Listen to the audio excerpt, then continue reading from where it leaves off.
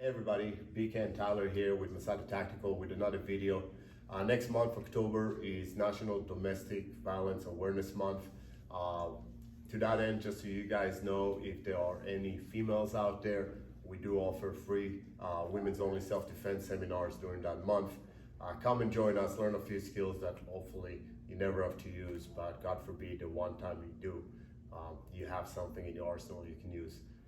So being that it's Domestic Violence Awareness Month, we decided we're going to cover escape from the guard from the bottom. Unfortunately, a position that women find themselves in more than men, just because of the nature of either a rape situation or just a real violent attack.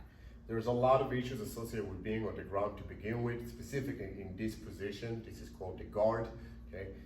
Namely, the ground is an unforgiving environment. You don't want to be on the ground. Friction is an issue. It's hard for you to defend, and if you need to disengage or deliver your own strikes, it's harder to do it from the ground. So her goal is to always create space and get up. Notice that Tyler's head is off the ground. One of the main things that she's concerned about is her head banging against any kind of surface, being pavement, asphalt, or anything else. So head is off the ground, her hands are protecting her vital areas, okay, throat, face, upper chest area, so she can protect herself while I'm striking if it comes down to that. As we said, her goal is not to be on the ground, so she wants to get up. There's a few different things she can do. The easiest and simplest of them all is for her to just shimmy back. The problem with shimmying back is that if she just moves backward, I'm just going to move forward with her, right? So if she moves back, I'm going to stay with her, and I can keep attacking. So that is not necessarily helpful.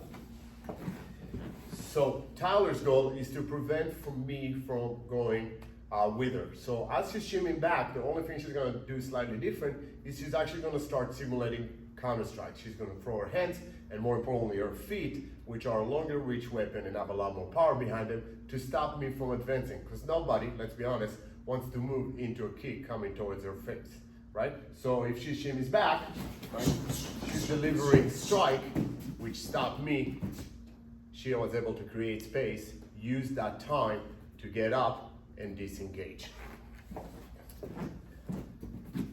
Again, just because I didn't mention it, once she gets up, she has options, right? She can run away, she can pick up a tool like a chair or a stick or whatnot and strike me with it, or she can transition to using her hands and feet, which are always available. More options than she had when she was on the ground. So one more time, the shimmy with the counter strikes. As she's shimmying back, she's going to deliver strikes, and then recover and reassess, figure out what's the next appropriate action. There are two big flaws, in a sense, with that skill. One of them, it requires space. She has to shimmy back, and if we think about the size of a standard room, or even a bed, if this happened on a bed, there's not that much room for her to keep shimmying backwards, right? So she would be limited in her capabilities of doing so. The other one is friction. Right now we're on a soft mat for training purposes and safety, but the reality, if this happened on pavement or asphalt, gravel, whatever it is, outside, okay, this friction will result in injuries to her, right? To the point that it may actually be detrimental and worse so than whatever potentially I could do to her, right?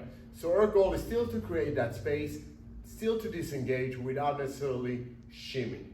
So the alternate move that she's going to do is she's going to rotate on one side and place her one leg against my hip. It does not matter what side she rolls onto, but she has to use the leg on the same side as she rolled to. So if she's rolling onto her left, she's going to use her left foot against my hip. This is the wall, the block that prevents me from advancing with her, okay? Notice that the foot is on the pelvic. If it's too high, I can just sweep it and get onto the offense, which may not assist. If it's too low, it may actually flatten me and I'll fall on top of her, which again, may actually put her in a worse position than she was before. So it's important that foot is against the pelvic, the hip bone, right? From this position, she's gonna chamber her other side leg and get back on her back. She is protected, it's hard for me to strike, and more importantly, she has the foot ready to strike herself. The next step in a real fight would be to kick towards my face, something that would throw me back. For safety and training, she would push on my chest, but the goal again is to create space that she can use to get up, right?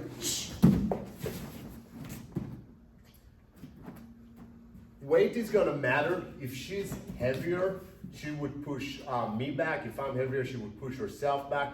But the idea is that space is still created, and that space, as we say, equals time that can be used to get up. One more time. She's gonna shimmy on one side or the other, placing a foot against my hip. She's gonna square herself back up to her back, chambering a leg to kick. She's gonna kick and recover. As always, thank you for watching. Please make sure to subscribe to our channel, follow our social media, and watch your six.